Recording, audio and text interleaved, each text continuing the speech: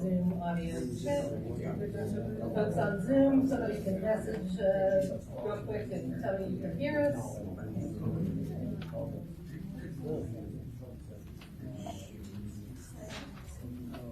It may not work, nobody. See how we're doing down the hallway. And then I have to follow my own directions and turn my phone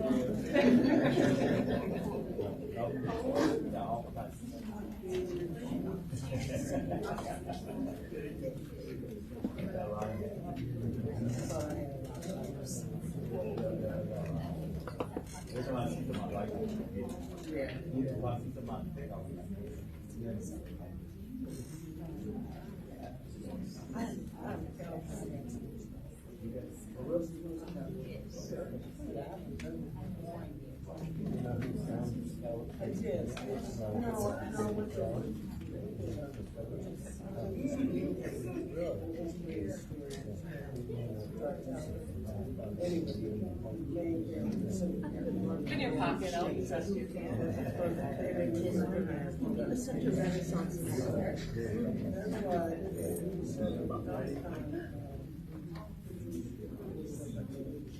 Okay, it is time, so let's get started.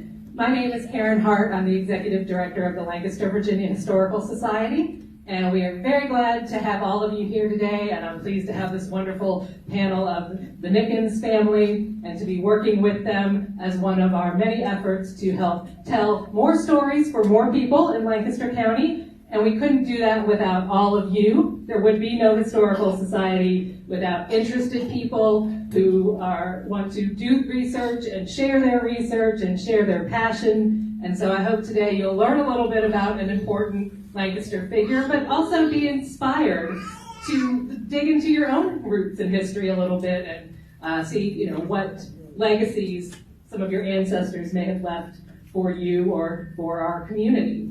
We are partnering with the NNK 250 celebration, and that is part of the Virginia 250 and the America 250. It is our 250th anniversary coming up of the American Revolution, and we are commemorating that for the next 4 years of celebrating and commemorating the Revolution and its legacy throughout American history. So you'll hear a little bit about how that ties in the program today. As I said, I'm very happy to have you here. There's information out in the hallway more about the Historical Society. If we have time at the end, I'd be happy to chat a little bit more about that and some of our resources that you may hear about today. And thank you for your patience in here, because we are doing this as a hybrid, and it's kind of a new thing, trying to work all the logistics of the audio and technical and everything with some folks on Zoom. Those of you on Zoom at home, and in the room, there will be a recording of this on our website afterwards. Just give us a couple days, and some links to some Facebook stream recordings as well. But it's my pleasure now to introduce Deacon Malcolm Whitman to give us an invocation.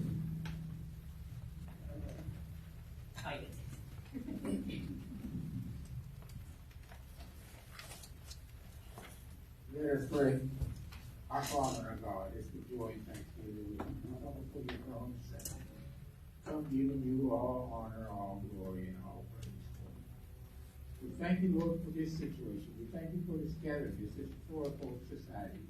Lord, we thank you for this particular gathering, Lord, that are gathered here to celebrate with the Nickens family and the contributions that have been made, Lord.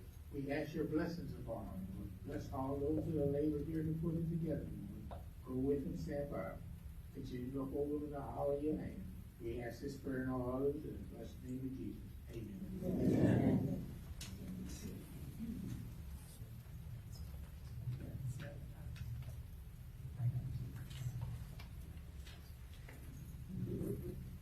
'She tells me right up to my face. Good afternoon, everyone, and to everyone in our virtual land. We welcome you to this event. Welcome to a family's journey into the life and legacy of the Honorable Armistead S Nickens. May I say that you all look beautiful. It's good to see so many beautiful faces here. Thank you for spending time with us today. As you are enjoying the exhibition in the back of the room, please take notice of what we call the Sandcova bird. It's very bright. It's on that back table. When you look at it, it is in a frame, and its head is facing backwards, representing our past and the importance of learning the history of our past. Its belly, its chest, its stomach area represents the present and the prayers that we are looking for leadership and guidance for our future. When you look at the bird's beak, it is carrying an egg, which represents the future. It's right on the back table. We want to ensure that you all know the importance of now gathering the oral histories of your families, gather your generations. As my former high school teacher, Mrs. Sandra Gaskins Davis, would tell you, I was a good student, wasn't I? Sure. Mostly everyone, and especially the kiddos nowadays, they're so tech savvy. Many have cell phones. There is a voice recorder button right on the cell phone. As they are spending time with you all, the grandparents, the aunties, the uncles, the elders, your church family members, your neighbors, press the voice record button. Gather any stories that you can gather now while people are still living in honor of our ancestry.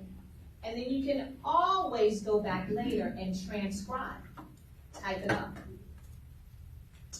We are blessed today with the Historical Highway Marker Committee of the Honorable Armistead S Nickens. I'm not going to ask you all to stand, but as I call your name, would you simply just wave, do the Miss America wave or the Vanna White wave, if you don't mind. The Historical Highway Marker, if you haven't heard that before, was initiated from a vision of our mother, the late Gazelle Nickens. So she was one of our initial beloved members of this committee, and she came up with the vision for this.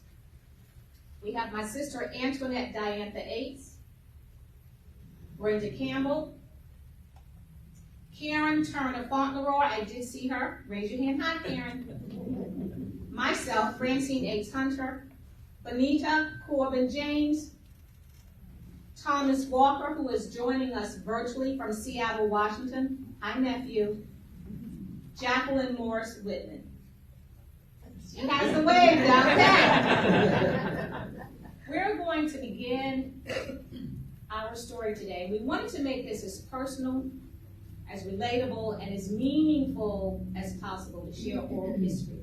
We have some wonderful storytellers here. We're going to begin the inspirational beginnings of the family's journey and discovery, Antoinette Diantha Ates. Then we will have Dr. Karen Sutton, who will be reviewing her perspective of the American Revolutionary War, after which, and I think you all will agree with me because I always say this when I speak to her, you will hear the very calming, soothing voice. I tell my cousin Jacqueline Whitman all the time, I could listen to you talk all day. And I say she should be a voiceover actress or do jingles. But she's going to share the life of the Honorable Armistead S Nickens, my great nephew. Followed by is Brenda Campbell. This is our name. She reminds me so much of our mom. So I started calling her Little Gazelle. She has an astounding recall and memory for historical facts. And she can start one conversation and she says, oh, and this was happening. And I'm like, okay, yes. So she's going to share as the journey and legacy continues with the Virginia gentleman and the legacy. Our nephew, brother, son. We refer to him as Thomas Walker. He's a brother and a son. There are 12 of us who don't know, including the triplets, of which died this month. But Thomas is like number 13. So we say nephew, brother, son. He's joining myself, and we will have the journey and the legacy continues, followed by our question and answer session. You all keep your questions if you think about it. We'll have a question and answer session at the end. Thank you all so much. Good afternoon, everyone. My name is Antoinette Ace. When Francine first came to me and asked me would I speak at this program, I gave her such a dirty look. She knows how I feel about speaking in front of a crowd. So she said, go ahead, you can do it. You speak to us all the time. We can't keep you to shut up, you know. So today, you all will be my aunts and uncles, my brothers and sisters, and I already have some cousins already in the joint. So let me begin.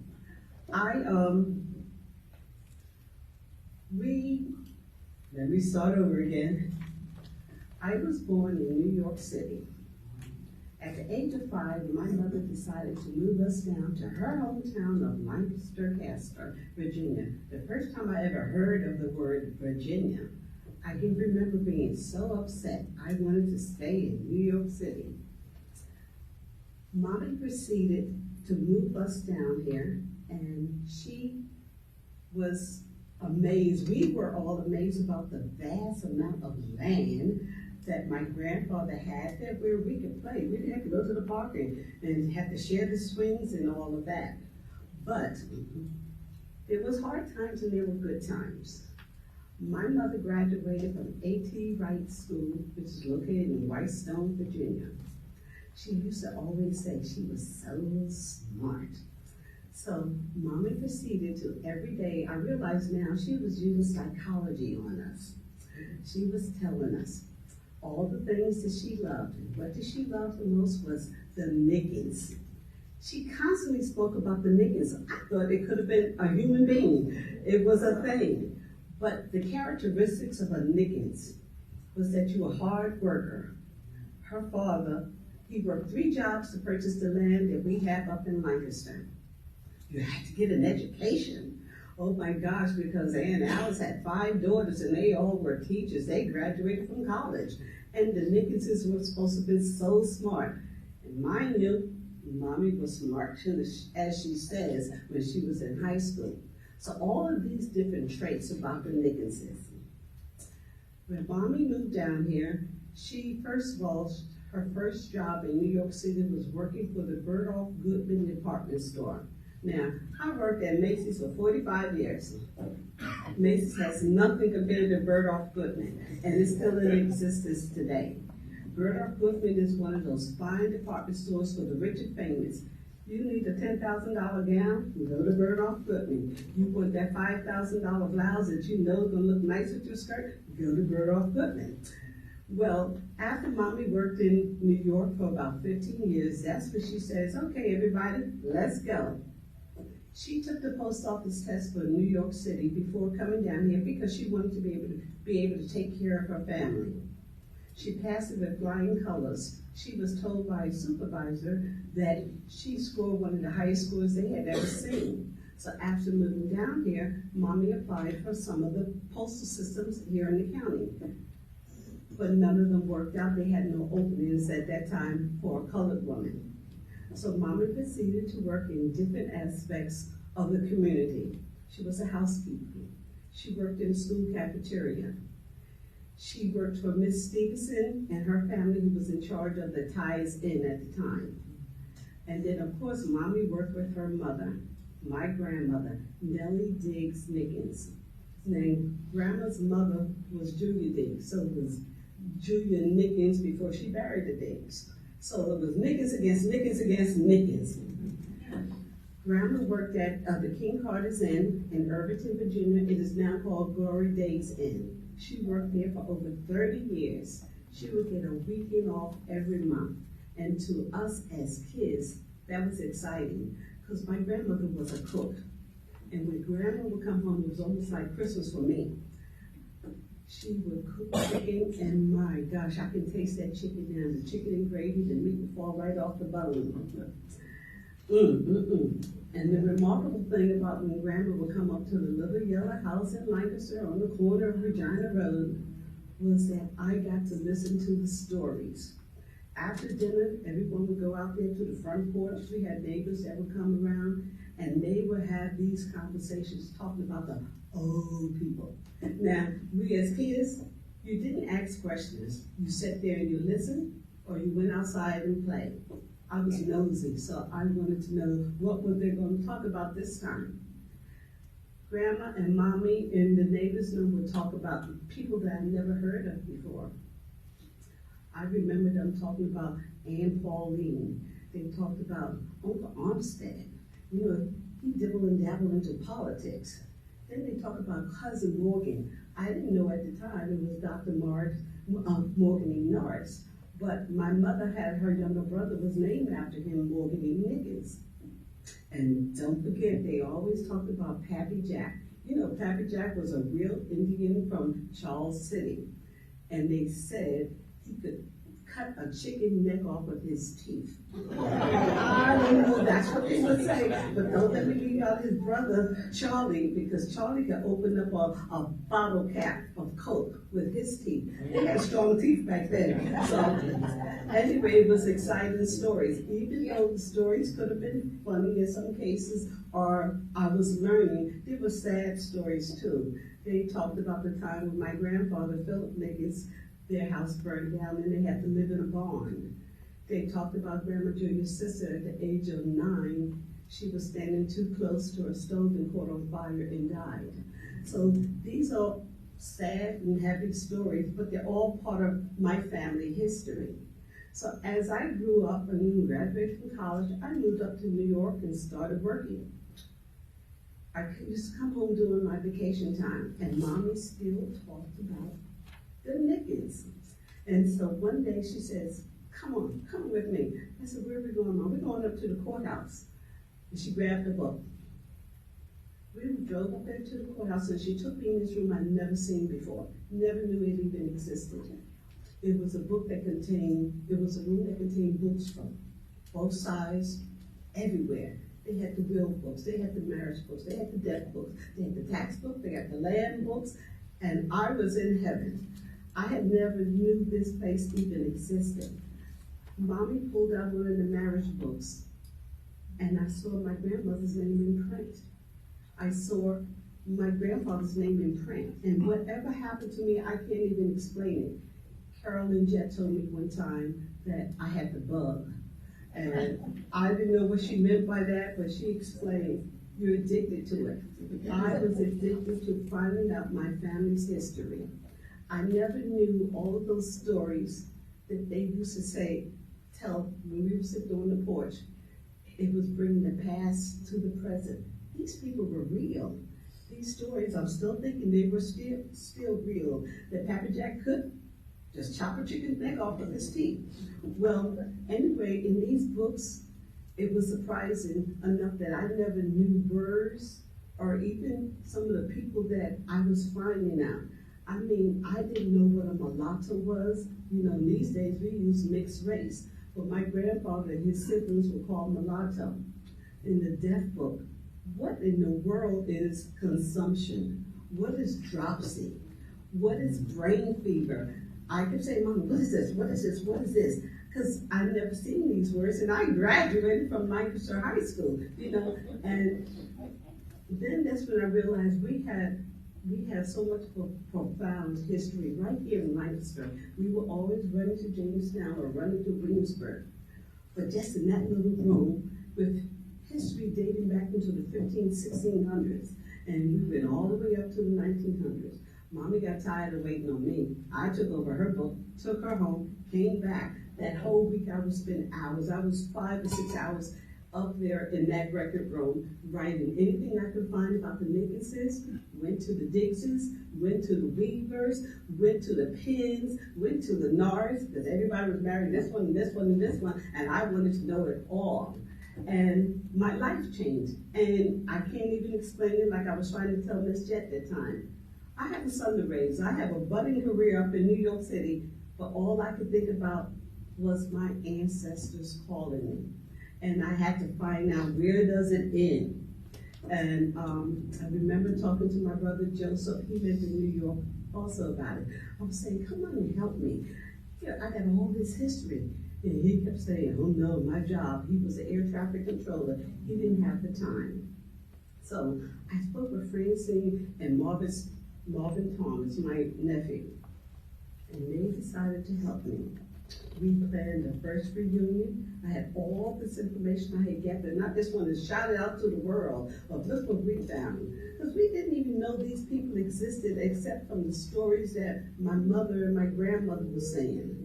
And we've had a second reunion in which we've given out information. And it's just been a ball. Francine and Marvin has taken it to another level in which I can kind of sit back and tell the ancestors, okay, I would dream about them. I would come back and forth from New York visiting Lancaster on my days off, leaving at 2 o'clock in the morning to get down here. So by the time that the record room opened up, I was here. I was going to Richmond Library. I was living at the archives. I learned how to do the microfilm and everything, you know? So I was gathering a lot of information. And Mommy was happy.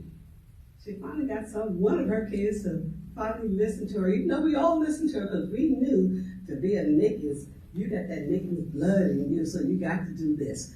So then we came to the point that Marvin went to England. He had heard stories that there was a Robert Nickens that came over here to the States on a ship. So he branched off and gone to several countries searching for the Nickenses. Anyway, so I will leave you with this. My name is Antoinette Ace, Diantha Ace. I am the daughter of Gazelle Nickens Ace, who was the daughter of Philip Benjamin Nickens, who was the son of Robert A. Nickens, who was the son of Sias Nickens, who was the son of Amos Nickens II, who was the son of Amos Nickens I, who was the son of Robert Nickens, who was the son of Edward Nickens, who was the son of Richard Yogi Harkin. They used to call him Black Dick. When he used to, his name was called Black Dick. Richard and his wife Chris were set free in a will by John Carter II in 1690. In this will, they were given timber to build a house. They were given barrels of corn. They were given a cow. And they had, at this time, Richard was in his 40s. He had 3 or 4 kids. 2 of the daughters would have to stay with John Carter's wife until her death. Well, until they turned 18. At that time, Richard passed, and Chris was running the show, but Chris died, and then they left Edward. Edward had 7 boys. He had Overton, he had Abner, he had John and James, Richard and Robert, and Edward Jr., and he did have 1 daughter, Christian. So the thing is that I feel that all these 7 boys, somehow they populated, and you got all these Nickenses. Us Nickenses have lived in Northumberland and Lancaster County, even in Essex and Richmond County, for over 330 years.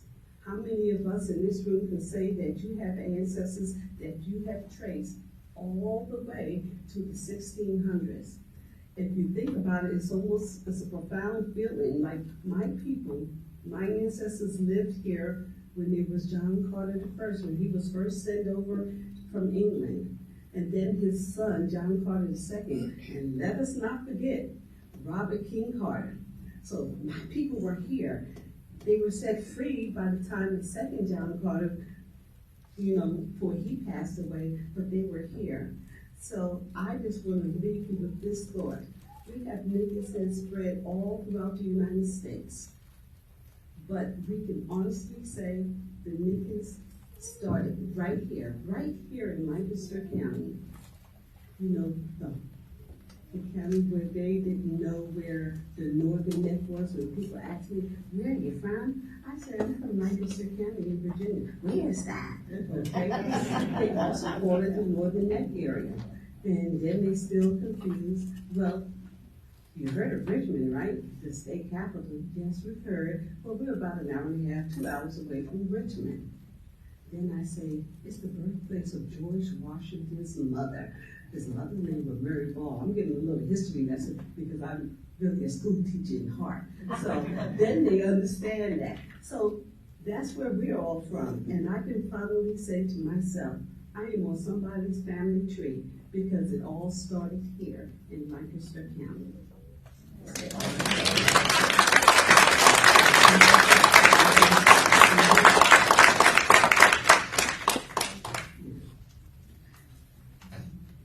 All right. Now I know how we're related. Okay. Just two brothers, kids, Armistead is my, kids. yes, Armistead was my fourth cousin. And I grew up knowing about my great-grandfather, who was John S Nickens, who was pastor at Mount Olive and Wycomico Church. And I did both my thesis and dissertation on Nickens and the Revolutionary War. So that's what I want to talk about, the Nickens 9. That's the name of my dissertation. So, I got this information first from Benjamin Quarles' book. I got my PhD at Morgan. Dr. Quarles was a history professor at Morgan, and we have an institute named for him there. He wrote a book called The Negro and the American Revolution in 1961. It has two different covers. The red one is the one I use. The blue one is relatively new, kind of small. And Quarles mentions the Nickens on page 77 in his book. And this is that page from the book. You can tell it's kind of old. And he also mentions that he got this information from Dr. Luther Porter Jackson, who was a history professor in the 1940s at Virginia State College in Petersburg. So this one is Quarles, and the other one is Dr. Jackson. Next. Okay. And that's Dr. Jackson. The other one was Dr. Quarles. And he wrote actually a booklet called The Virginia Negro Soldiers and Seamen in the Revolutionary War. There was a lady who introduced me to that book who lived in, I guess, Southern Maryland, Northern Virginia. And I had never heard of the Nickens other than, going back that far. My great-grandfather was the last one I knew about. So this booklet was a fundraiser for the NAACP. He sold it for little or nothing. And the more scholarly version is an article in the Journal of Negro History. In it, he talks about 9 quasi-free. I say quasi-free because free blacks were not free like white people. There were definite restrictions. And the 9 Nickens who fought in the war were descendants of Black Dick and Christmas White. And Black Dick was actually more Indian than black. So that's why I say they were indigenous American descent. 9 of them served. And yes, quasi-free meant semi-free, not free, again, like white people. By name, they were John, Edward, James, Hezekiah, William, Robert, Richard, Nathaniel, and Amos Jr. Amos Jr. or Amos II was my direct ancestor. He was my 3rd great-grandfather. Again, quasi-free meant that you were not totally free, and especially for women, being quasi-free meant that you just still did not own your own body. You were subject, unfortunately, to being raped. Any man who wanted you could have you, regardless of your marital status. James served more than any of them. He served first as a seaman in the State Navy aboard the ships Tempest, Revenge, and Cleary Road. And then he went and enlisted in the Army. And he was assigned as a baggage Negro. That was a common occupation for blacks in the Army. And it meant that he was on the back end of the line, and he tended to the baggage, to the luggage of the officers and any other materials that they had. That was a baggage Negro. And for his service, he received a bounty land warrant. That's what that document is, you see. And a pension. That was kind of unusual to get a bounty land warrant and a pension. The bounty land was in south central Ohio. Several of the Nickens got bounty land, but I don't think any of them, they either were swindled out of it or they sold it. I don't think any of them actually went to Ohio to take up that land. Next.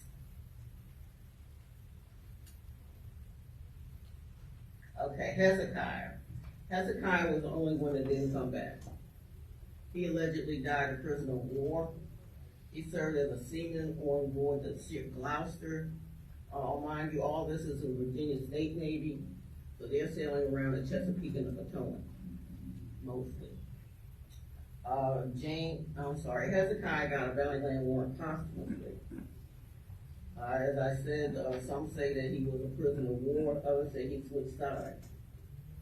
But if he switched sides, he wouldn't have gotten bounty land, so hopefully, prayerfully, you know, he died without issue. He never married, never had any children. William was a drummer. The little picture up in the corner is from a statue in Savannah, Georgia. My sister lives near Savannah, and there's a statue down there to the Chose de Volontaire.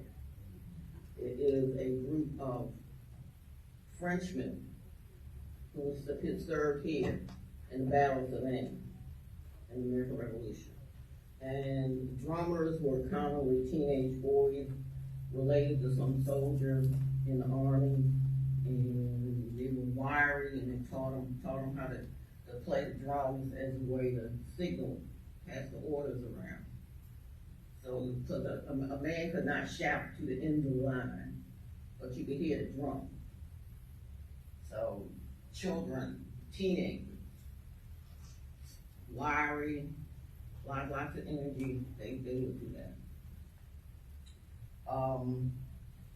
Jim Drummer in the state line, he got 20 acres of land. Again, none of them took up this land. The land was in Ohio. And he moved to Essex County after the war. Next. Robert was a private, a soldier in the infantry of the Virginia state line. Again, that's the Army. He was a substitute, meaning that he took somebody's place. The documents don't specify who he was substituting for. And he stayed in Lancaster after the war with a wife and one child. Richard was served as a seaman in the state Navy, and he served for about 18 months. That's what the documents say. And he served on board the Tempest. This is the title page from his pension for Robert and for Richard. Next. Nathaniel served as an ordinary seaman on the Dragon, then on the Tempest with Richard and Hezekiah. So at one point, 3 of them were on the same ship together. And Nathaniel received a bounty land certificate. I think the certificate and the warrant were the same thing, but the document said certificate. And finally, Amos Jr., Amos II, It wasn't until after I finished my dissertation that I finally found something that said junior. Everything else said second, and I was sick of saying second. I wanted to be a junior. This is his family. Amos Jr. was the one that served. His father was Amos Sr. And we had allied families. Next. The allied families were the Boyds, the Days, D-A-Y, Sorrels, Causeys, and Penns, P-I-N-N. The Penns were also Native American. And Augustine Boyd and James Sorrell were cousins. And Judith was Robert Nickens' wife. And Robert was Amos Jr.'s son. And the Days were quasi-free also, because black children followed the status of their mother, unlike their father, for white people. If you were white, you followed your father's status. If he was free, you were free. If he was, white people weren't enslaved. Sometimes, initially they were indentured servants, but they were never enslaved. So, if a free black man married an enslaved woman, then your children were enslaved, regardless of your own status. So they would make a point to marry or have relationships with free black women. And the Days and the Nickens were neighbors in Northumberland County. Next. Okay, Augustine Boyd and George Day. Unfortunately, they were considered summer soldiers, men who deserted. Unfortunately, this was common among white people. Mostly, for the most part, black people did not. If they went in, they stayed till the end. But Augustine Boyd and George Day were two summer soldiers who fought when things were going well and left when it was not. That's all I'm gonna say about that. Alexander Day is a descendant of George Day, and he was a founding member of First Baptist Church in Northumberland. And you will notice if you go past First Baptist, they have a little schoolhouse on the ground. That's Howland Chapel. And they founded that in the late 1800s. And that day had something to do with that. Amos Nickens Jr.'s mother was Sally or Sarah Penn, P-I-N-N. Not like William Penn in Pennsylvania, who was P-E-N-N. Her brother, John Penn, served with his father, Robert, and brothers, Billy and James. Now, after the war, John went to Massachusetts, and he applied for a pension, saying that his mother, he said he was a descendant of the Aborigines of America. Said his father was a Muskie, that meant black and Indian, and it usually means Spanish, white, and I'm sorry. This detail is from a map that used to be for sale in Marigold, Washington Museum, now Lancaster, Virginia's Historical Society.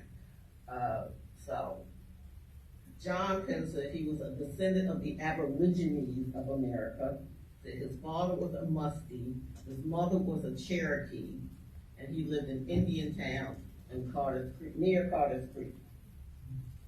And if you go down, further down towards, what is that? Weems and Whitestone, near Christchurch. There is a road called Indiantown Road.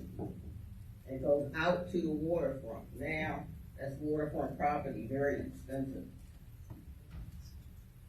and until we hear Lancaster County.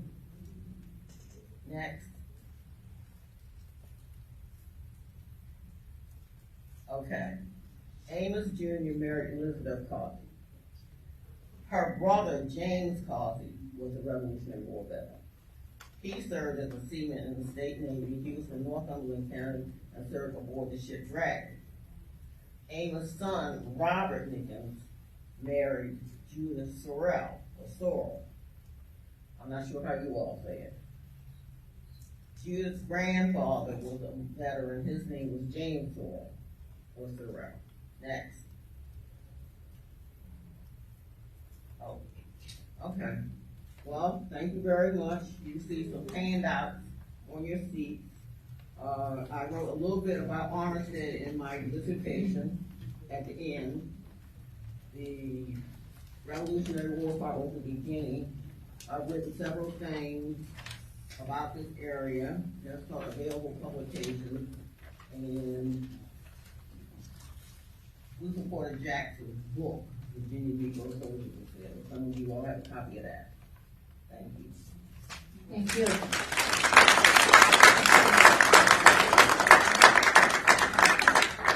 What we see now is a poll book for colored voters in Kilmarnock, Virginia, Lancaster County, dated, look at the date, October 22nd, 1867. And what's notable about this is that the Honorable Armistead S Nickens is listed on this, 1867, and he is noted in this poll book. And remember, he served from 1871 to 1875 in the House of Delegates in the Virginia General Assembly. Keep that in mind. Also, 6 years after the ending of the Civil War, he was publicly elected. And now that brings us to the lady with the soothing voice, Cousin Jackie, who will begin the story of his life. Thank you.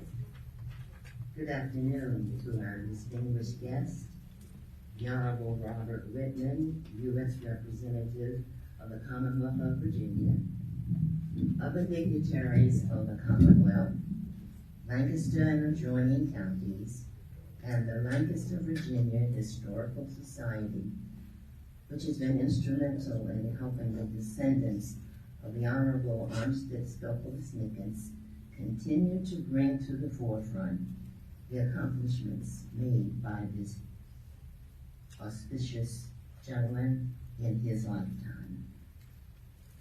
Armistead Nickens was born free in 1936 in Lancaster, Virginia. The freedom of the Nickens family extended back to the 17th century. At least 12 of his ancestors fought in the American Revolutionary War. I am Jacqueline Morris Whitman, great-granddaughter of this distinguished gentleman, or Commonwealthsman, if it's your desire. His granddaughter, Ruby Campbell Morris, was my mother. Her mother, Sarah Nickens, was Armistead's daughter. Sarah was the most renowned midwife in Lancaster and Northumberland counties and the surrounding vicinities. She went to deliver babies whenever it was time. She spent nights with the family, and if necessary, she made dinner for the family, and she also made handmade gowns for babies. Today, the descendants have been asked to share the relationship we had with grandfather Armistead. Because of the many centuries that have passed in our lives, there are no tangible events we can say we experienced with him. Personally, however, I have a few thoughts. I would have loved to have been a little tight during his lifetime. I imagine crawling on his lap and having him tell me about his dreams, how he had planned to approach the school authorities and asked to build a school where he and others could be educated. He would tell them the school would be built on the property that my father will pass down to me as my inheritance, and that he would provide the timber and build it. Now, how could no be a response to such a mind-blowing offer? He also knew he would need a teacher and found Mr. Timothy Edwards from Mary Point, also in Lancaster County, just up the road. Mr. Edwards would join the Nickens family as the first Caucasian to teach colored children. Great-grandfather's dreams were big, and he planned to leave no stones unturned. Great-grandfather's vision included becoming an entrepreneur. He wanted to be industrious and helpful to the community where he lived. On the same property his father gave him, he grew wheat, corn, oats, and timber, which he sold to the public and then shared with those who were in need. I imagine that the most astounding vision great-grandfather Armistead ever experienced was when in 1869, he decided to throw his hat in the ring and won for the office of representative of the House of Delegates for Lancaster County. The General Assembly of Virginia demanded that Congress ratify the 14th and 15th Amendments of the United States Constitution. These amendments were to protect people who once were slaves so they could have the right to be treated fairly. Armistead Nickens personified. The Freedom's Bureau recommended him as a candidate in 1867, and on December 6, 1871, great-grandfather Armistead took an oath of office as the first African-American to represent Lancaster County. Still dreaming and working for his county, Armistead served on the militia and police and agriculture and mining committees. He introduced a bill for passage to have a bridge erected between Richmond and Essex counties. This would certainly allow a faster route for anyone going to Richmond or surrounding areas. Horse and buggy and ox cart were not time efficient, especially adding miles from Lancaster. Armistead's bill was not passed while he was in office. However, 21 years after his demise, the Dowling Bridge was erected in the same place he requested. On May 16, 1927, Sarah and her half-sister Sophronia Corbin attended the grand opening of the bridge. Grandmother Sarah exclaimed, "This is the best day since Butlins." I have a dream, personally, that one day the Dowling Bridge in Tappahannock will be renamed the Armistead S Nickens Bridge. Just as was exclaimed by Sarah, the Nickens descendants would carry the same excitement. That will be the greatest day since Butlins. Although I took an imaginary stroll through history, every fact is authentic. And we are here today to carry on the legacy of the most prestigious member of the Nickens family and Lancaster County. There's more to hear. Open your ears. Listen. Thank you.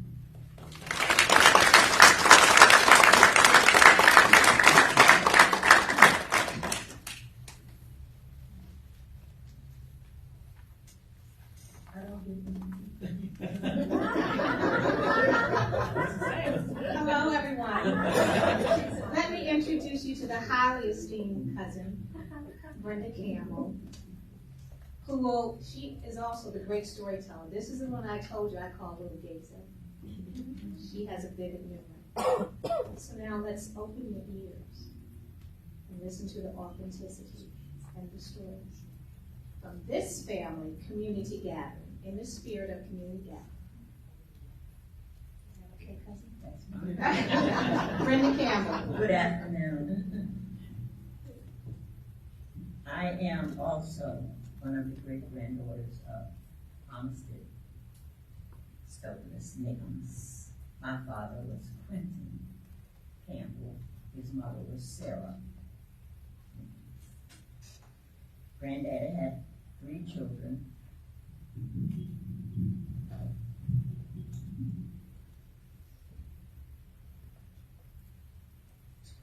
Highland, Sarah, and Sophronia. And Granddaddy gave his children parcels of land in Lancaster County. And as Jackie has stated already, on part of that land he built and gave to the county of Lancaster, the first school for black children. Not only did he have timber, he also used part of that farmland to grow crops. And you see today where you're saying, you see people say, feed the hungry. Granddaddy did that.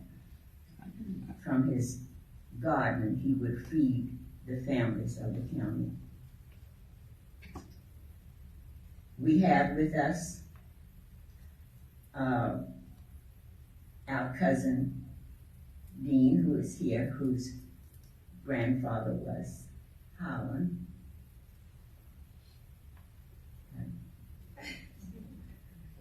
Asa, but Asa was Holland's, your great-grandfather, excuse me. Okay. And Karen Honorable, she's here. Okay, and she's Sophronia's granddaughter. And Karen was born in the house that Armistead built. And she's here.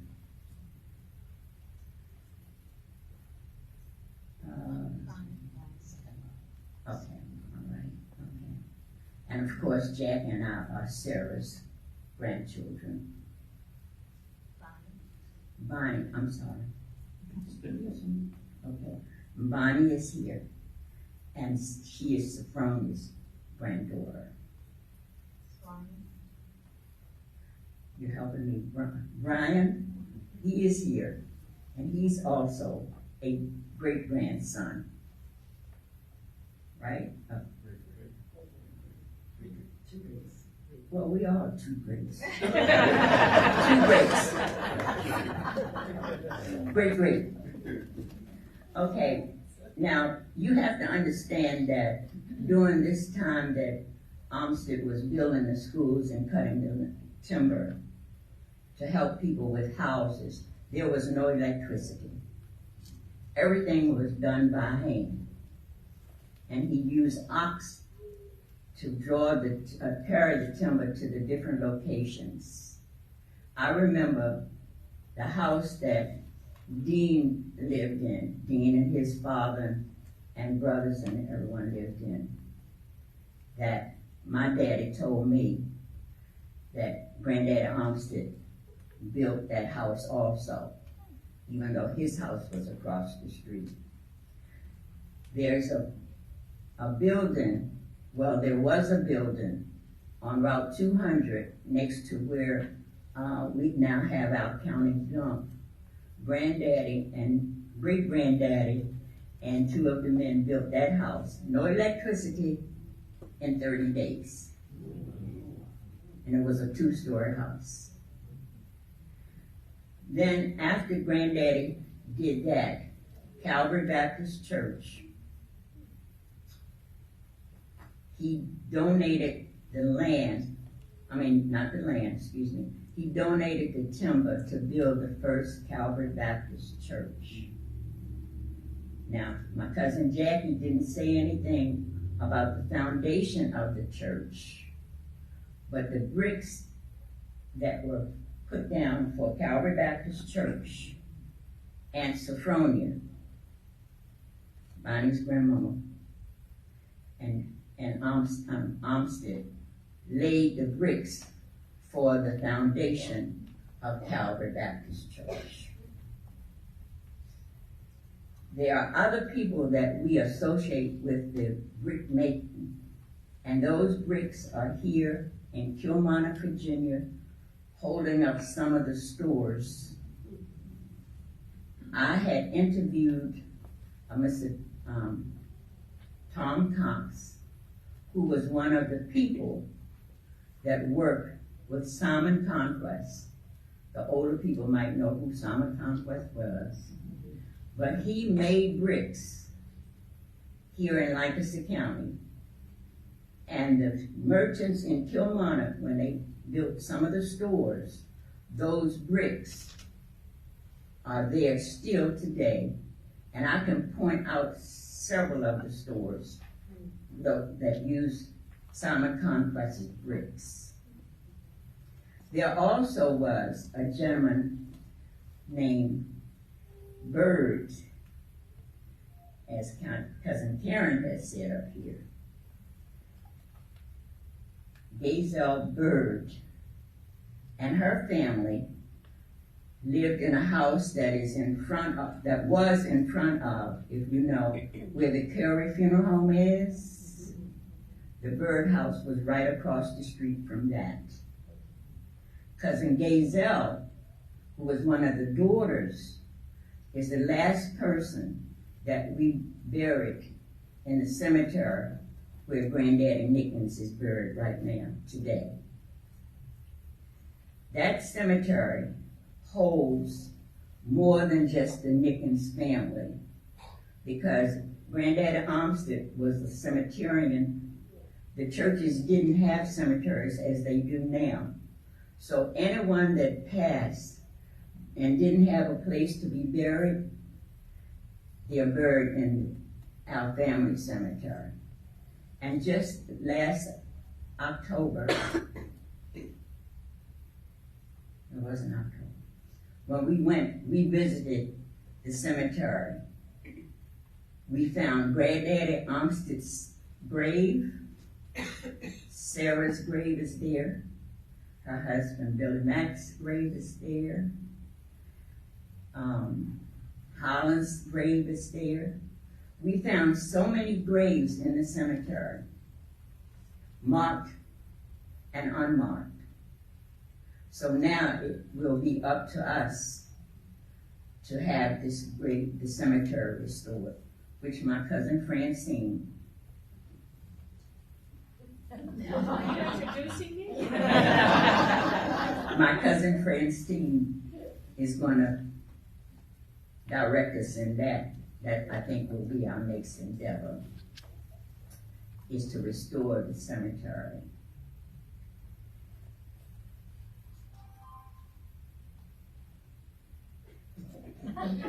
Okay.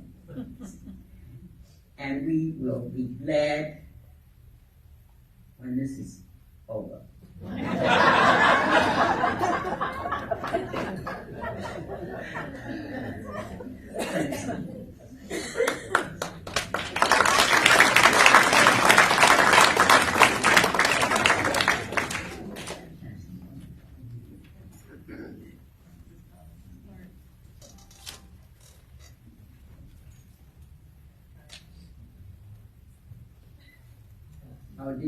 Are you going to explain those?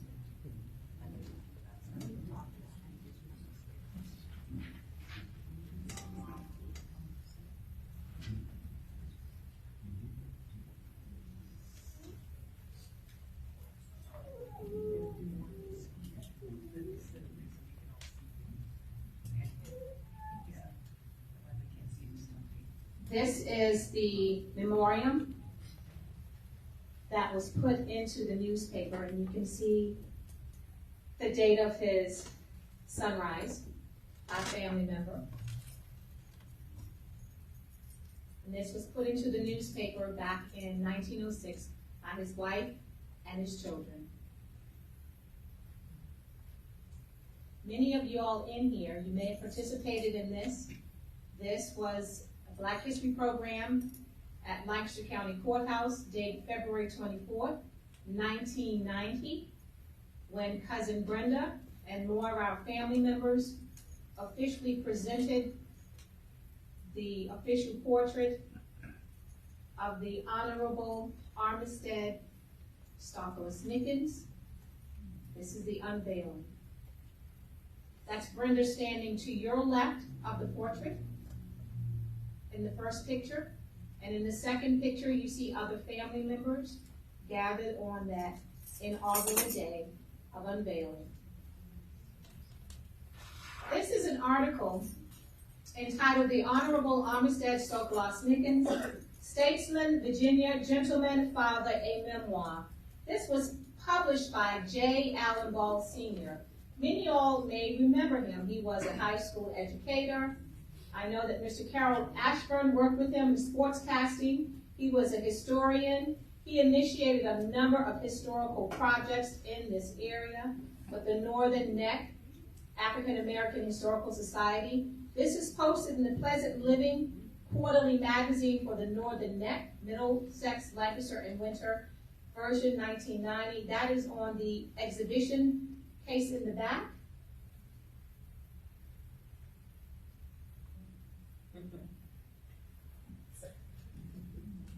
Brenda has a wonderful story about the positioning of the portrait.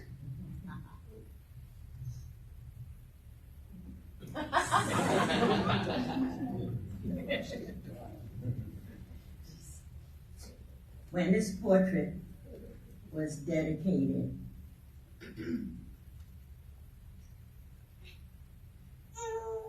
we wanted it placed in the courthouse.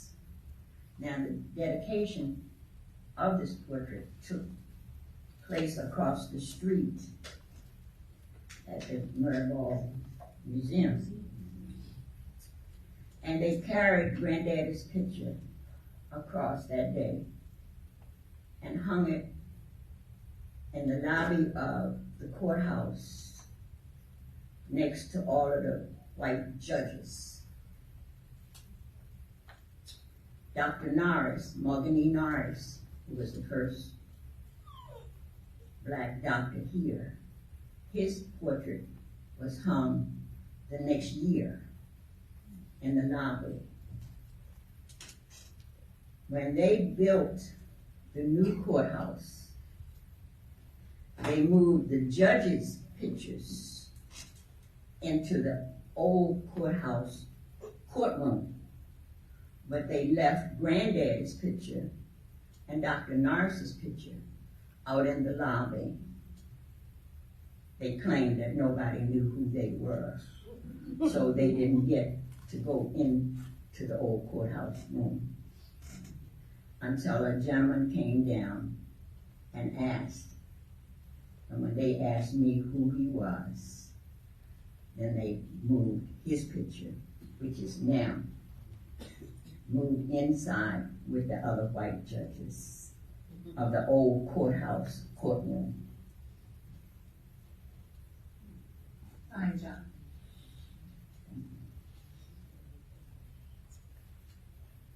That's Dr. Norris. They were the two portraits that were left out in the lobby of the old courthouse until someone asked about it.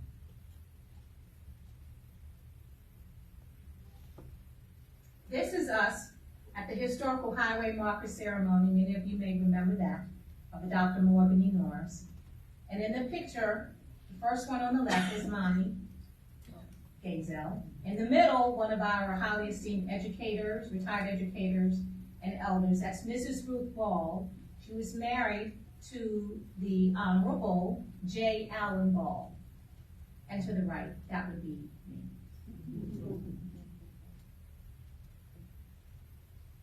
The upper left is Mommy with Cousin Brenda. In the middle, you see the book that Dr. Morgan E. Norris's son wrote, Dr. Jimmy Norris, Fight on My Soul. And to the lower right, you see Dr. Jimmy Norris with Mommy. This is Carolyn Jett. You've heard us refer to her quite often. She's well known. She's an author and historian. This is the book that she wrote, and this is the cover of the book, of which if you came into the entryway, I believe there's a large poster out there. But the gentleman, the dapper gentleman with the tall black hat, the top hat, that's our ancestor, the Honorable Armistead Nickens. And to the right of him, to the wheel of the wagon, there's a little boy with the dog. That's Holland. And this is an event that took place annually up at Lancaster County Courthouse, where the vendors and the community would come together and the vendors would sell their wares. Mrs. Penn is on another side of the cover, where she would come up and sell her wares. She would prepare oysters and seafood. Penn, remember that name, that's another family. But this is her. She is now our beloved Carolyn Jett. She passed away last year, a couple of years ago. Our book is in the back on display. And there's an interesting story with this. This is Mommy, Grandma Gazo. She's posing beside a historical display that was presented at Mechanicsville Library for Black History Month.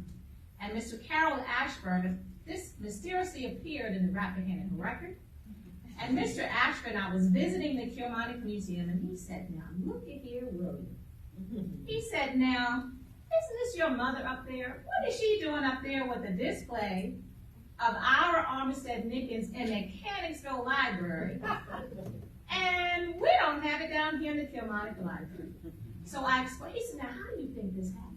And who do you suppose is responsible for this? And guess what I said? You're looking at her.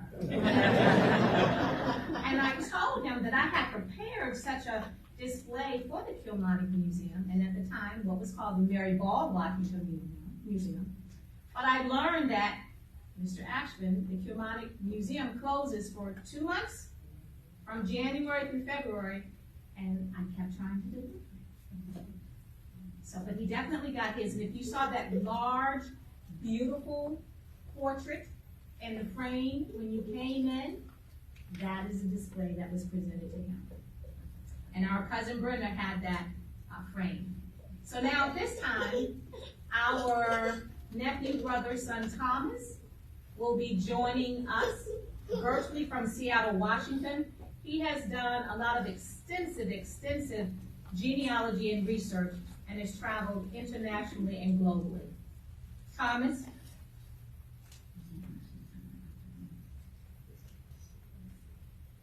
Thomas, are you, does he want to come on camera? Hi. If you don't see him. Yeah, Thomas, do you want to be on camera or just audio? So we're going to actually have you hold this. Me? You may need to project a little bit, okay, dear heart? Okay, I'll do my best.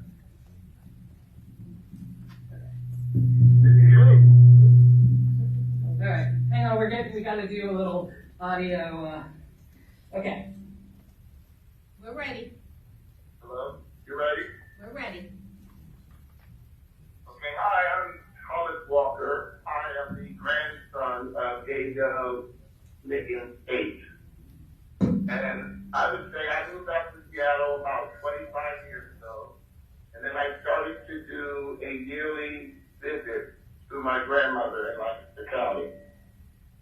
During one of our visits, we actually went to Christ Church to look around at their display. While we were walking around, we ran across one of their workers. It was Robert Siegel, and he was telling us about Christ Church and the family of the Nickens. With my grandmother, she lit up right away and said, "Oh, well, I'm a Nicken." And boy, were they excited to hear that. From that point on, we started to have a lot of communication communication with Christ Church, started to go by and purchase books of all of the free blacks that were in the area. And then from that point on, we also went to the Mary Fall Library, where we would talk to Valencia and get the newest stuff that was going on in the library and the books. And then the funny thing about all this research that I've been doing is that after going to the Mary Fall Library so often, I found out later that Valencia is actually related to me on my Walker side. So that was a very interesting experience as well. From finding out all of the research, we've gone to courthouses with my Aunt Diana, with my grandmother, like you said, going into their records, looking up all book information that has anything on the Nickens. We've gone to Lancaster County, Northumberland, I've gone to Stafford County, I've gone to Foster County, like to go to all the places where the Nickens went in the early 1700s. The interesting thing about some of these other counties that I've gone to in Virginia is that they are so shocked and surprised when I ask for information on free Negroes, thinking that they work in these places that they would know about these books, but they were so surprised, and some of them would actually say they didn't exist. And I was like, of course they exist. We've got lots of information. You should have a book. Virginia is known to be very racist history. They separated white information from what they call colored information. Stafford County still did not believe me, ended up giving me their keys to their basement where I could go down there myself, where I found the book. I also ended up going from Virginia, the Nickens family themselves doing the research, moved to North Carolina, done research there. From North Carolina, they've gone to Ohio and Tennessee. Then from that point on, they moved even further west. I also had that same experience in the Missouri Historical Society, asking for information on free Negroes. Again, no idea, but doing my research, I knew that they were Nickens in Missouri in the 1860s, because they were in the census. But then again, they could not help me, because again, they did not even think that there was such thing as free Negroes. With that said, I keep searching, more searching. We've gone to other countries. We've gone to England. I've gone to Amsterdam, and I've gone to Ireland. The one thing about genealogy and technology now is Ancestry.com has been able to come into the picture. And so as we've done information on Ancestry.com, we've been able to find the different locations of where my family are from. Most of the branches of my family are from either Northumberland County or Lancaster County. I have the Nickens, I have the Lawns, and I have the Walkers. And I've been doing research on all four of those families, which have taken me all over the place. With me living in Seattle, Washington, one of my major stops in the beginning was Utah, Salt Lake City, looking at all of their records in their library. Once I thought that I'd extinguished everything there, that's when you really have to be more localized and then go to the local county records. There's still a few more in the northern neck that I will need to research to get all the information, because all the information is there. Because if you were a free black in that time, they definitely wanted to keep track of you. And you definitely wanted to let people know that you were free as well. During one of my visits with my grandmother, I told her that we had the opportunity in Seattle. They were building a brand new community center. And in the community center, they were going to have classrooms. And when I told my grandmother that I had the opportunity to participate and then name a classroom, she said, well, you know, Armistead opened the first school for blacks in Lancaster County. So I said, done. We will name the classroom after Armistead Nickens. That way, if people here on the West Coast see his picture, see his name, maybe they'll be interested to find more information on him. And then they will find out that there's more history that's going on that people know nothing about because the school systems aren't teaching them. But there were free blacks in the United States, in Virginia, in Ohio, in North Carolina, in Missouri, for the Civil War. Zero records.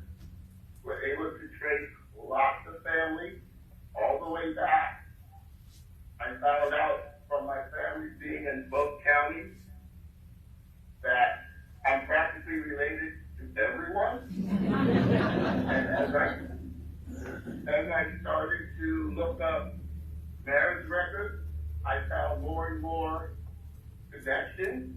So in the meantime, I started to transcribe marriage records that I received from the Library of Virginia, and I will be compiling those together so that others will have the opportunity to see where they came from, where their family came from, who they married, maybe even before the Civil War, to find out who they were coming from, what families were free and what families were not.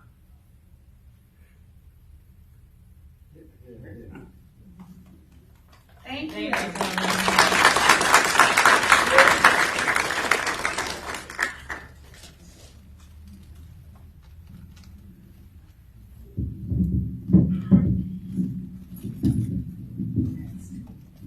At this point, I'd like to share current updates from the historical event that occurred in October of 2022, the Historical Highway Marker Ceremony. I've been also asked to share the process of how we were able to obtain the historical highway marker. And that is a labor of love for sure. It is through an application process to the Commonwealth of Virginia Department of Historic Resources. And there is specific criteria. It has to be authenticated. Every fact that you are proposing to submit to put on the marker, everything has to have black and white documentary proof. This was a process in which we prayed for sure.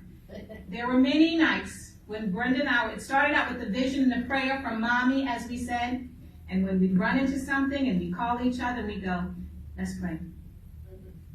Let's pray.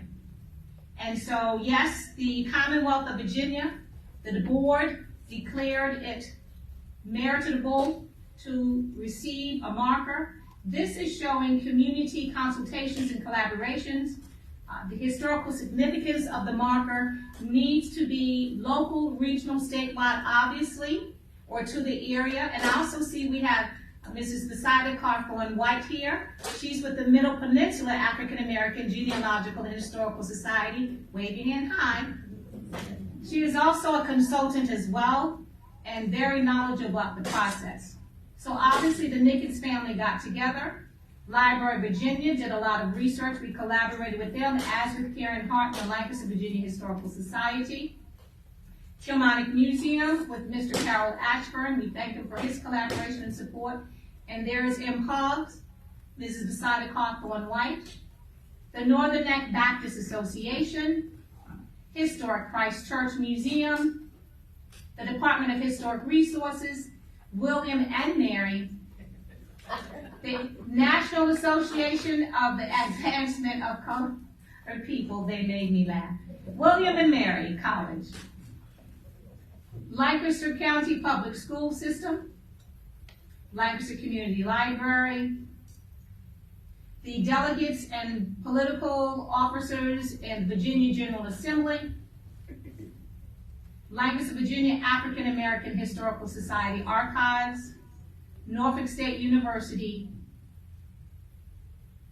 and that brought us to this important occasion. And as a part of that process, Karen Hart, we really worked closely together. She's very familiar with the area. We kept the community via the Rappahannock Record, a number of the other newspaper outlets, media outlets throughout the Northern Neck. We set up a calendar of events. We tried to be organized with the best amount of quality planning that we could.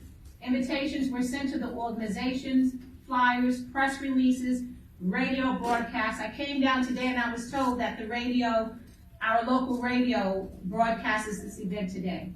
And of course, word of mouth. Here we are when we dedicated that historical display that I referenced to earlier to the Kilmarnock Museum dedication. And as you can see in the right, where our cousin Brenda had it beautifully framed, and that is with Mr. Carol Ashburn, and he's in the back. You can wave your hand. The Kilmarnock Museum is where this portrait is housed. So please take a visit to go over there and see the remarkable historical information and exhibitions there.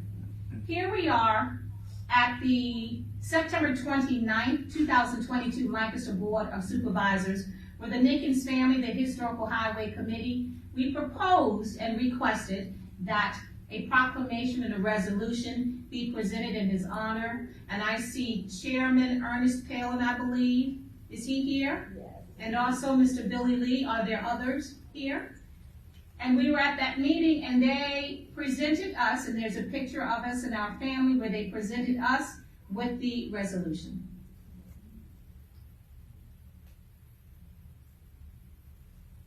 This is where our Virginia State Capitol, they were very supportive. If you recall, this is formerly Senator Jennifer McClellan, now Congresswoman Jennifer McClellan. She sent, as well as the Senate of Virginia, a letter of support on that day. And this is that beautiful day. As you can see from that picture on the right, we could not have asked for a better day. I see the former mayor, May Umflett, here. You had a good time on that day? Yes, I did. There was a huge gathering. Estimations of 200 plus people were there, not to mention the number of people who attended virtually. This is some of our family there, some of the dignitaries. Lancaster Board of Supervisors. Nice picture. This is representative of an organization that was committed in 2004, Dr. Martin Luther King Jr. Commission. They adopted this committee with the purpose of developing an African American legislators database as a part of the commemoration of the 50th anniversary of the Brown versus Board of Education. Do you all remember that? Do you remember that? So Senator Jennifer McClellan, Delegate Viola Baskerville, Senator Henry Marsh, they were all recognized as a part of this, and this is what came out of that. And you can see with the African American Legislators Project from the Reconstruction era. This is Brenda and I attending a special recognition of that at the Library of Virginia, February 23rd, 2023. That ended up being a busy week for us because then our family and community members traveled with us to the Virginia State Capitol. Now, out of that commission, their other goal was to produce two things: to keep the information stable at the Richmond Capitol. This portrait is displayed on the front floor when you walk into the entrance of the Virginia State Capitol. It is in a display case. This is our family, February the 25th. So Brenda and I were at the Library of Virginia that Thursday, February the 23rd, and then the family traveled up on February 25th, that Saturday, to the Virginia State Capitol, and that's a picture of us there.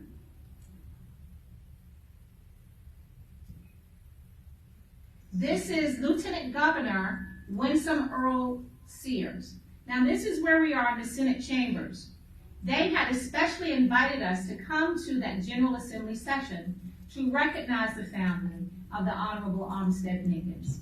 And this is, as you can see, she's greeting us on the right, and then we are standing on the left. This is where we are in the old House chamber of where our ancestor and other legislators during that time served.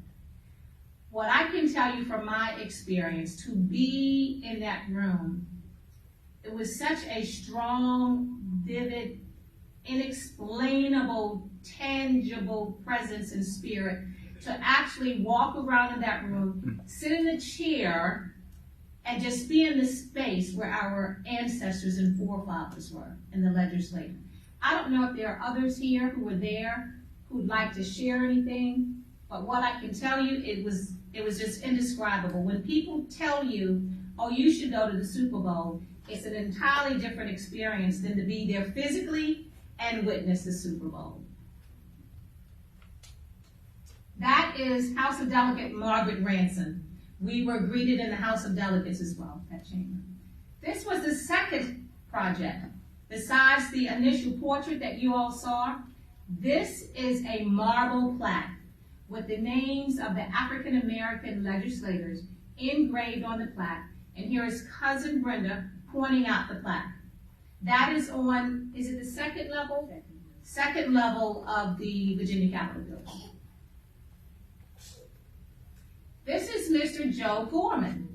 He's a sixth grade U.S. history teacher in Hanover County, Virginia Public Schools.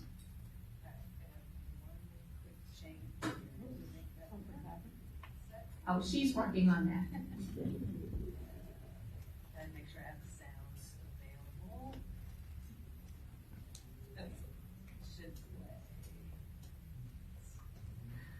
Hello, my name is Mr. Gorman, and I teach sixth grade U.S. history to 1865 at Bell Creek Middle School. And so I'm doing this video for Mrs. Francine Hunter and the Nickens family of Lancaster. Every year as a U.S. history teacher, I look for a new story to share with my students. Last year, I was fascinated to learn the story of the Honorable Armistead S Nickens.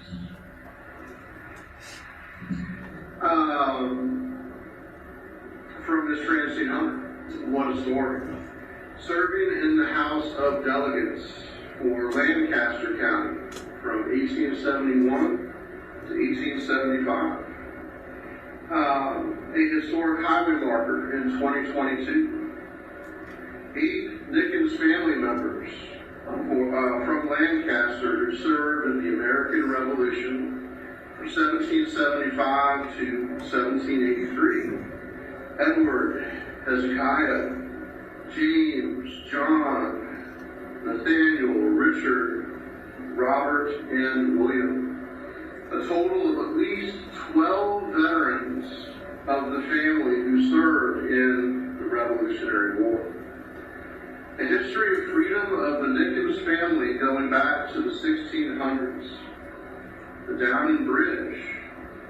The first school for African Americans in Lancaster in 1870. Founded by Armistead S Nickens. A marker dedication video. What an incredible story for 135 sixth grade U.S. history to 1865 students. Going into 7th grade U.S. history 1865 to the present. At Bell Creek Middle School with Hanover County Public Schools. Since 2023, I've had Armistead S Nickens as part of my annual Black History Month project, end of the year history lesson, and now featured in a book I just finished writing called African Americans of Hanover County. I wanted to share this with the Nickens family through Mrs. Francine Hunter for the Saturday gathering at the Kilmarnock Community Library in Lancaster through this video. Your legacy of freedom, military and political service, and education is amazing. With 20 African Americans from Lancaster County who served in the American Revolution, Lancaster should be recognized in the Virginia 250 celebrations for U.S. Army and U.S. Navy military service. My students are blessed to know and learn your story. Take care. Happy Social Studies Minded Day.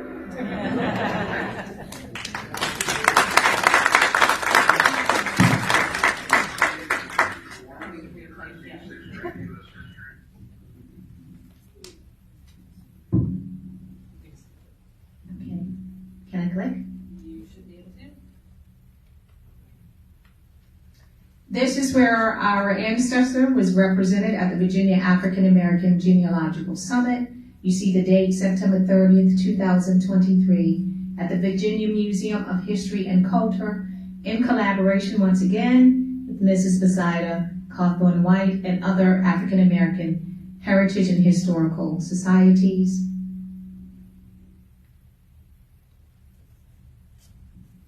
This is on October 15th, 2023, where our ancestor was acknowledged and recognized at the church. We are continuing the legacy, as you can see. Put it on your calendar. There's an opening launch for the Northern Neck Hidden History Trail on March the 9th.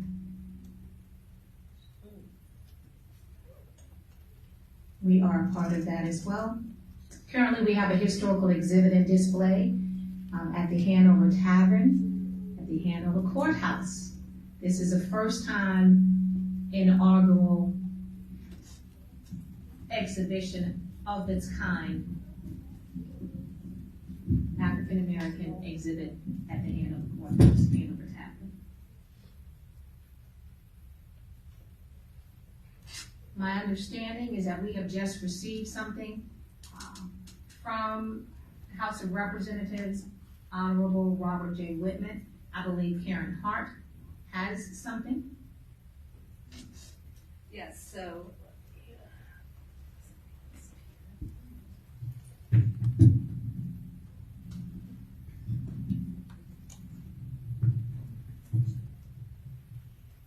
Okay, the Honorable Whitman could not be with us today, but he did bring some greetings and announcements and a very special recognition that was entered into the congressional record on Friday. It says, Mr. Whitman has said, Mr. Speaker, I rise today in recognition of the Honorable Armistead S Nickens, one of the first African Americans to serve in Virginia's government. On December 16, 1871, Armistead Nickens took the oath of office as a member of the Virginia House of Delegates, making history as the first African American elected official in Lancaster County history. Armistead Nickens would go on to win a second term in 1873 as well. However, his life of honor did not begin here. Born in July 1836 to parents Armistead and Polly Weaver Nickens, young Armistead was welcomed into an African American family that had been free for several generations. By 1860, Armistead Nickens worked as a sawyer until he moved back to Lancaster County in 1866 and worked as a farmer. Sometime later, a local agent of the Bureau of Refugees, Freedmen, and Abandoned Lands identified Armistead as a respectable local man who had been loyal during the Civil War. By the time of his initial election in 1871, not only was he the first African American to hold elected office in Lancaster County, but was one of the very few until late in the 20th century. Nickens served on the Committee on Militia and Police in both his first and second terms as a member of the Virginia House of Delegates. During his time in office, Armistead Nickens lobbied for a bridge to be constructed over the Rappahannock in Tappahannock, Virginia. Although no construction took place during his tenure, 21 years after his passing, the Downing Bridge opened to the public. Upon finishing his career in the Virginia House of Delegates, Armistead Nickens is credited with the construction of a school for the county's African American children in 1876. He was also one of 5 trustees of St. John's Colored Baptist Church in 1890 and reportedly hauled logs and laid bricks for the construction of Calvary Baptist Church. Nickens was ordained as a deacon in that church on June 11, 1892. Nickens died at his home in April of 1906 and was buried in the family plot in Lancaster County. Mr. Speaker, I ask you to join me in recognizing the immense accomplishments of the Honorable Armistead S Nickens. So presented in the Virginia House of Representatives.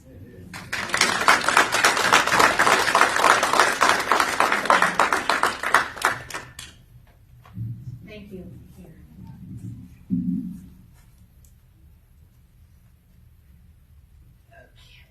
All right.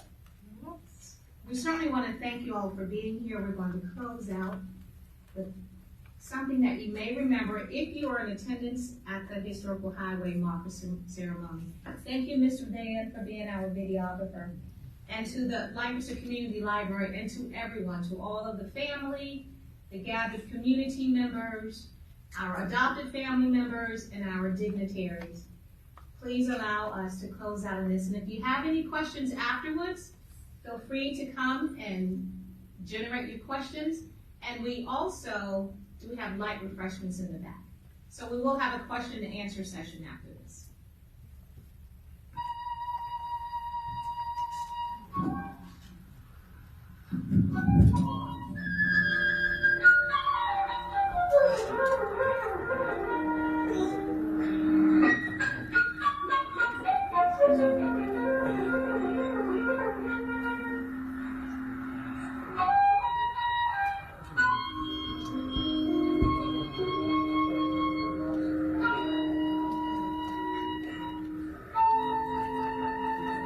On a sunny October afternoon in 2022, a large crowd gathered in Lancaster County, just west of Kilmarnock, for the dedication of a highway marker.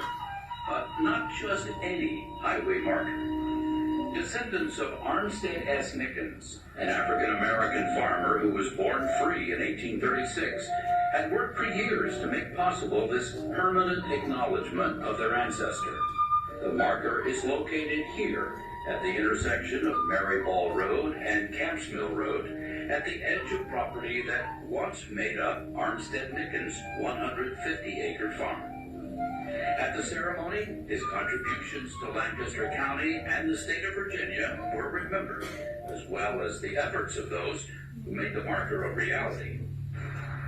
On behalf of our partners, the Lancaster, Virginia Historical Society, the Kilmarnock Museum, the Historic Christ Church and Museum, and the Lancaster Public Library, know that we all acknowledge you for your presence.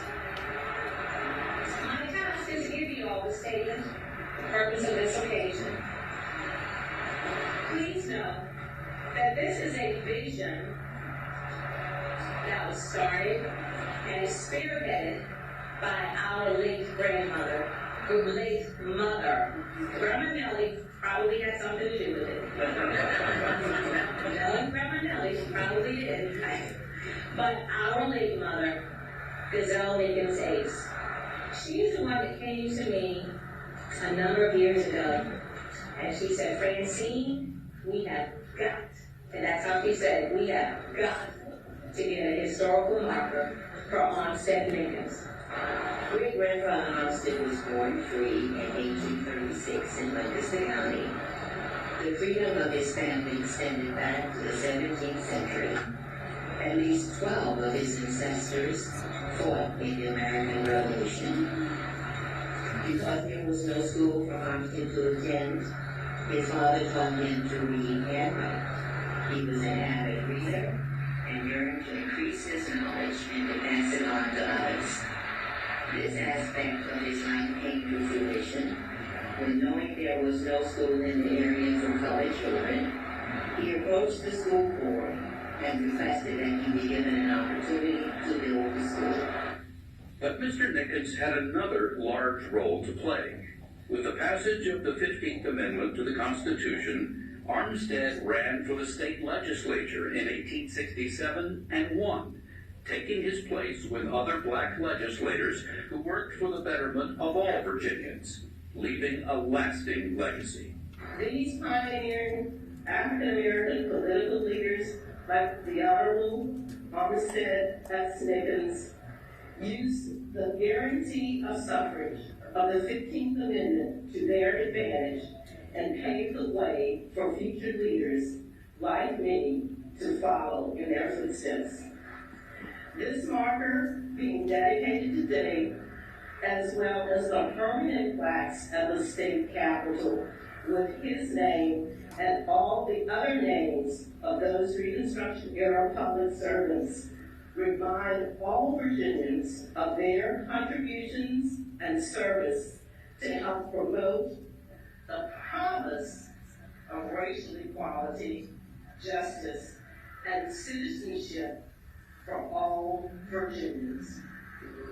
But Mr. Nickens, and here's where we see the grace of God. Mr. Nickens survived every arc. He owned land, he voted, he built institutions in the community, he became a legislator and a constitutional officer. Knowing how he's viewed by wide society, despite the vulnerability of his citizenship, such limitation could not diminish him. And he will contribute not only to building the community, but Lancaster County and the state. He dared to be a beautiful black human being. He dared to be whole. He dared to give back. He dared to be himself. And in this ritual of remembrance, we remember him so that we may heal and be whole again as a people. And let's go on there this morning.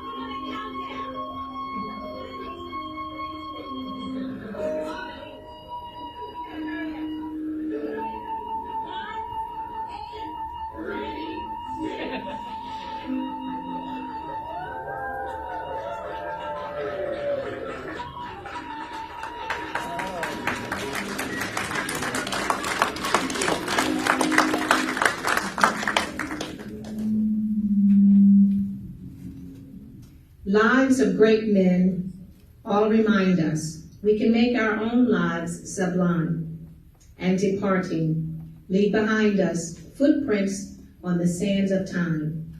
Henry Wadsworth Longfellow. If you want to leave your footprints on the sands of time, be sure you're wearing your work shoes. Author unknown. Thank you all. I think you had a question? It's a privilege to be here today, and I think we all want to thank Karen Hart for being organizing this.